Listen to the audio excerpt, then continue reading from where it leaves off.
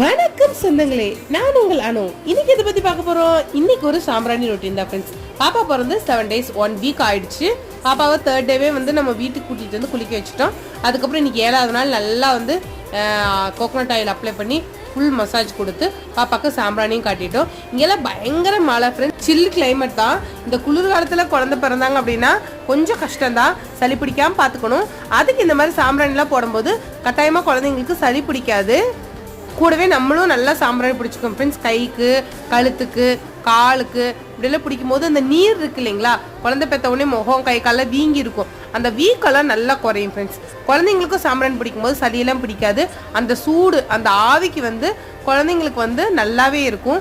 சாம்பிராணி பிடிச்சா நமக்கே அவ்வளோ ஃப்ரெஷ்ஷாக இருக்கும் ஃப்ரெண்ட்ஸ். குழந்தைங்களுக்கும் நல்லா ஃப்ரெஷ்ஷாக இருக்கும். ஸோ குழந்தை பிறந்திருக்கு அப்படின்னா கட்டாயமாக வாரத்தில் ஒரு தடவையாவது நீங்கள் சாம்பிராணி பிடிங்க. Okay friends, love you guys, bye. Next வீடியோவில் பார்க்கலாம். தேங்க்ஸ் ஃபார் வாட்சிங்.